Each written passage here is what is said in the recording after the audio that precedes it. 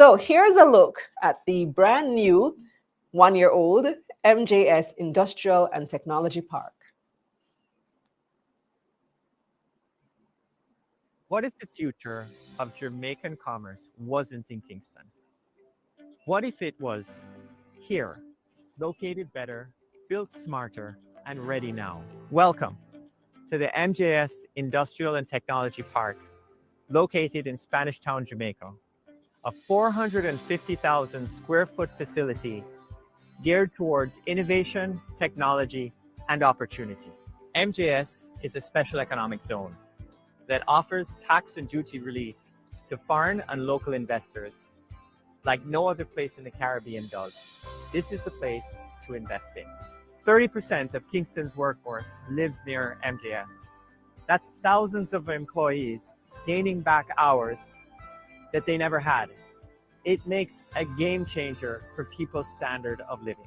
This is a park designed not just for business, but for people. MJS is centrally located. We're only a mile away from the North-South Highway, 18 miles from Kingston, and about a 12-minute drive from Portmore. We cut down the commute times tremendously, making it so much easier for the workforce to get where they need to be and spend more time with their families. Whether you're in logistics, manufacturing, tech, or business process outsourcing, MJS can meet your needs. We have spaces available in cold shell, finished, and custom designed to make sure that we give you exactly what you want. MJS brings credibility, experience, and excellence to every square foot.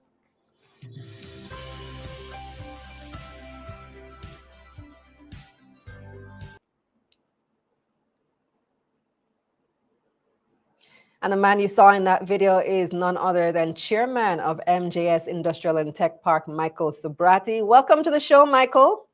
Thank you, Kalilah. Thank you for having me. And you're not just the chairman, but the visionary behind this development. We heard all about it at the official opening ceremony today. But first, let's hear about you and your journey as a business leader, as an entrepreneur here in Jamaica. Give us some of your background, because it's your first time on Taking Stock. Sure, it's a pleasure to be on your show. So I started off as a structural engineer and worked with the Ministry of Local Government and Works. And then after that, I transitioned into private business and became part of a very big group of companies called the Mussons Group of companies, of which I'm a director. And I oversee their manufacturing and many of their logistic businesses. And we're not just in Jamaica, but we're also in other islands throughout the Caribbean. And I came across this opportunity through my father, and he told me that this was a place back in the 1950s where my grandfather used to work, and this was in Spanish Town. And when he took me there, it was the old Aragonaba textile mill. And from the first sight, when I waded through the bushes and the ruins of it, I got to see the building structure and see that it had the structural integrity to really take that building and rehabilitate it. And that's exactly what we did. We took a 220,000 square foot building that was left sitting for decades in ruins, and we added an additional 100,000 square feet on top to make a total of 320,000 square feet in Angel, Spanish Town. And the vision was very simple. Everybody lives in the area, in Spanish Town, Portmore, Old Harbor, Linstead, and it's such a great central point. When you look at the North-South Highway, you look at the railway, the proximity was perfect. But there was nothing happening in the area. The area was just, there's no commerce really going on in there. But yet so many people live around the area. It's a high density area. And it's happened to be right next to the G.C. Foster College. So there was so many parts to the puzzle of trying to put it together in such a way that we could create value. And that's what we did. We were able to take take ownership of the property, and we created a plan. We designed a plan around it, and using the history, and we got investors to come in and see the vision that we had of making it a technology and industrial park where people could come and be in a sustainable work environment. And we did that. We saw this vision about three years ago, and it has really developed extremely well. Everything just came together really well because people saw the opportunity. You know, you saw the vision pretty much immediately when you saw the ruins of the old property, but not everybody was sold immediately. It took some convincing, particularly because Spanish Town has a not so great reputation. There are people who, you know, have fears about crime, for example.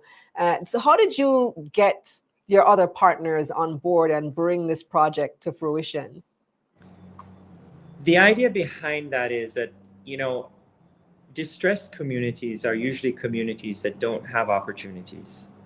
And if you can create those opportunities, then immediately you'll see a change in the environment. And the perception of the environment will change very quickly.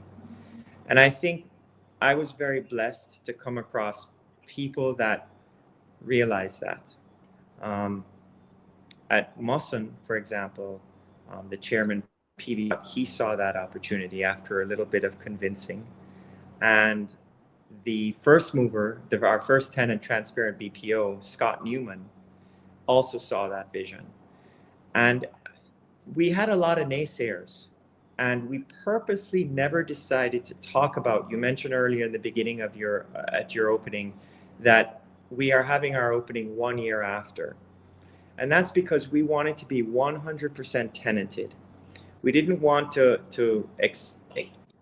talk about what we were going to do. We wanted to talk about what we've done, because people have a perception that it's an area that is exposed to a lot of crime and extortion, and I'm sure it exists everywhere. But that's what happens when you're in a distressed community. So if you can take a distressed community and create something there, you'll immediately see results. And I'll tell you this, from the time we've started, we've had no problems whatsoever in the development, during construction, and up to now where we are at a fully operational stage. We have 2,800 people working in the facility as we speak right now. And that's going to expand because the tenants that are already there are building out their existing spaces. And that's going to go up to approximately 5,000 employees. So we've created value for the community, and the perception of being a dangerous place quickly disappears when you create the value and the opportunity for people. Because trust me, when you look at the people living in Kingston, or the people working in Kingston, most of them are living in Portmore, Spanish Town. A lot live in Old Harbour, a lot live in Linstead, and they're commuting in. So why not go to where they are and make life more convenient for them? So it's a series of factors that has led to the success. You mentioned your workforce. You already have 2,800 people. And what's interesting, and about to grow to 5,000, you already have those commitments. But what's interesting is that people hear BPO and they think, oh, call center. Fits with the idea of a technology park. But when you say technology park, it's not just traditional call center work. You guys, or your tenants, are doing some really high value work. So talk to us about some of the work that actually is taking place at this complex. So there is a false perception at the moment about call centers. People are thinking, oh, call centers are not a productive industry for the country to advance in. And that may have been so at the beginning, but nowadays that's changed very rapidly. And we need to really address that perception that we have. For example, the call centers that we have, I'll give you an example. Sagility is one of our tenants, and they focus on healthcare. very sophisticated types of issues that come up when people have to deal with their health insurance policy in the US, and they need to call somebody to get information on what their policy will cover. And that's not your typical call center. That people think of, where people are calling and doing very simple tasks. These are tasks that are much more involved and require a lot more training and skill sets. And that allows people to earn more because you're required to know more and have more, more training. And the park is focusing a lot on training everybody that works there with the different tenants so that they do more sophisticated business process outsourcing. Yeah. And so that's a huge point, that we can't put the BPO industry aside. We have to appreciate the fact that it has changed. Just like they're using, for example, another example is they're using AI in their work.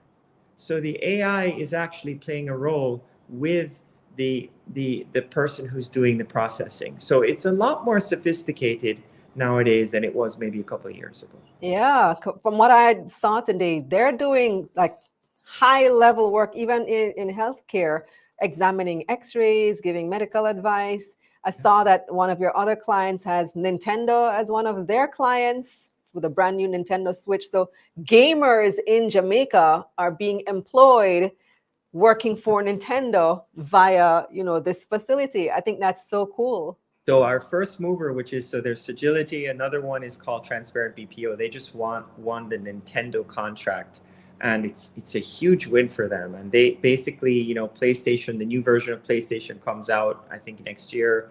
Nintendo's coming out with their new one that's just launched, and Jamaica is going to be through